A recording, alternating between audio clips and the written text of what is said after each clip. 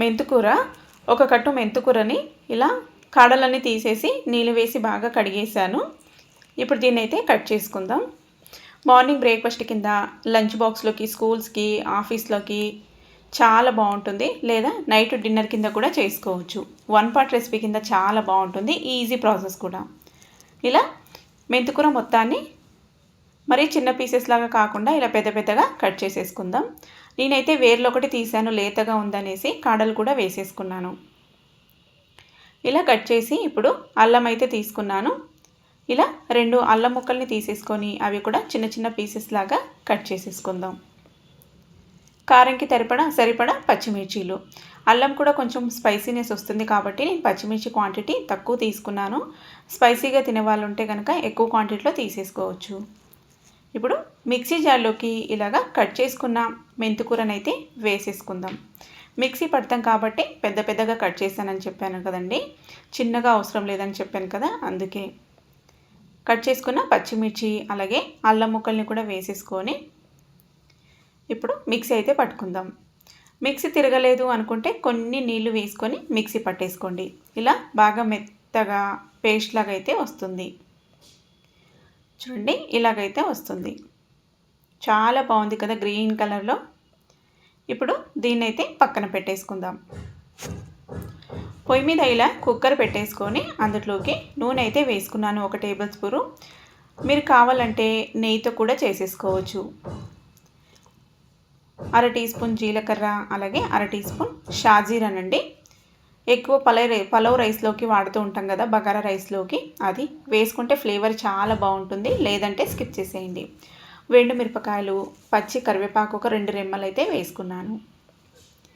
చీలికల్లాగా cut చేసిన ఉల్లిపాయ ముక్కలు ఇలా స్లైసెస్ లాగా విడిపించుకొని వేసేసుకుంటే బాగా ఫ్రై అవుతాయి తొందరగా.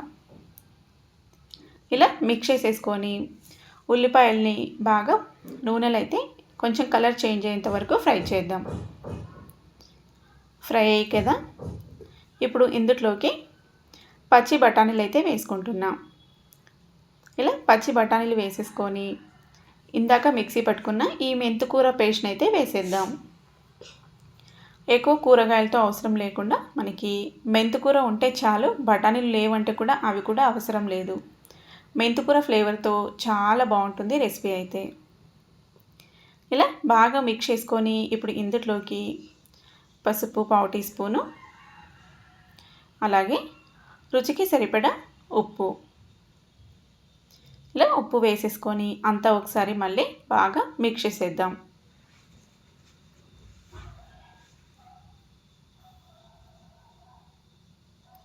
ఇలా బాగా మిక్స్ చేసుకొని మూత క్లోజ్ చేసి ఆయిల్ సపరేట్ అయ్యేంత వరకు ఉడికించుకోవాలి.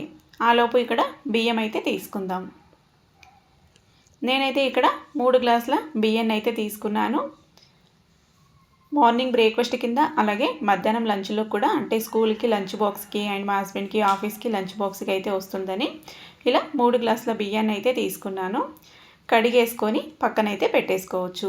నేనైతే ఇవి వేసుకునే ముందు కడుక్కుంటాను. చూడండి, నీళ్ళన్నీ ఎగిరిపోయి మనకి నూనె అయితే సపరేట్ అవుతూ ఉంది కదా, అలాగే బఠానీలు కూడా చక్కగా మగ్గిపోయి ఉంటాయి. ఇప్పుడు కడిగేసిన బియ్యం అయితే వేసేసుకుందాం. ఇలాగా మనం తీసుకుని బియ్యం పట్టి ఉంటుందండి. నేను ఇక్కడ బాస్మతి బియ్యం, అంటే బిర్యానీ బియ్యం ఉంటాయి కదా, ఆ బియ్యం కొన్ని అండ్ అలాగే కొన్ని నార్మల్ సోనా మసూరి బియ్యాన్ని అయితే రెండింటిని మిక్స్ చేసి తీసుకున్నాను. 1 కప్పు బిర్యానీ రైస్ తీసుకుంటే 2 కప్పుల నార్మల్ రైస్ అయితే తీసుకున్నాను. ఇలా పోపులో వేసేసుకొని బియ్యాన్ని నిదానంగా బాగా మిక్స్ చేసుకోవాలి. బిర్యానీ రైస్ వేసుకున్నాం కాబట్టి అవి ఎక్కువ మిక్స్ చేస్తే విరిగిపోతాయి, అన్నం అనేది మనకి చక్కగా రాదు. ఇలా బాగా మిక్స్ చేసుకొని మూత క్లోజ్ చేసుకుందాం. టొమాటో అయితే కట్ చేసుకుంటాను, ఆ లోపు కొంచెం మగ్గుతాయి. పండిన టొమాటో అయితే 1 వేసుకోవచ్చు, పెద్ద సైజు. చిన్న సైజు కాబట్టి నేను 2 వేసుకున్నాను. బియ్యంలోకి బాగా మిక్స్ అయ్యేలాగా ఇలాగైతే మిక్స్ చేసేద్దాం. ఇప్పుడు ఇందులోకి నీళ్ళు అయితే వేసేసుకుందాం. 3 గ్లాసుల బియ్యం తీసుకున్నాను కదా, ఇక్కడ 5.5 గ్లాసుల నీళ్ళు అయితే వేసుకున్నాను నేను. 6 గ్లాసులు వేసుకోవచ్చు, కానీ నేనైతే అన్నం ఉడుకు పట్టే టైంలో మూత పెడతాను, లేదంటే కుక్కర్లో వేసుకొని చేసుకుంటాం కాబట్టి అన్నం పొడి పొడిగా రావాలి అనుకుంటే నీళ్ళ క్వాంటిటీ తక్కువే వేసుకోవాలి. ఇలా బాగా మిక్స్ చేసి రుచి చూసుకొని కొంచెం ఉప్పు పడుతుంది, ఉప్పు వేసాను. ధనియాలు వేయించిన పొడి, అలాగే జీలకర్ర కూడా వేయించి పొడి చేసుకున్న పొడి రెండింటిని కొంచెం కొంచెం వేసేసుకొని బాగా మిక్స్ చేసి ఉడుకు పట్టేంత వరకు ఉడికించుకుందాం. ఇలా బాగా ఉడుకు పట్టే టైంలోనే కావాలంటే నెయ్యి వేసుకోవచ్చు. నేనైతే కొంచెము నెయ్యి అయితే వేస్తున్నాను. నెయ్యి ఎక్కువ ఇష్టపడే వాళ్ళకి ఎక్కువ మోతాదులో వేసుకుంటే చాలా బాగుంటుంది, చూడడానికి బాగుంటుంది అండ్ టేస్ట్ బాగుంటుంది, ఆరోగ్యం కూడా మంచిది. ప్రజెంట్ ఇప్పుడు పిల్లలకి ఇంట్లో దగ్గు జలుబు ఉంది కాబట్టి నేనైతే కొంచెమే వేసాను. ఒక్క విజిల్ వచ్చేంత వరకు ఉడికించామంటే చక్కగా మనకి అన్నం అయితే వస్తుంది. పూర్తిగా గాలిపోయిన తర్వాత చూపిస్తున్నాను.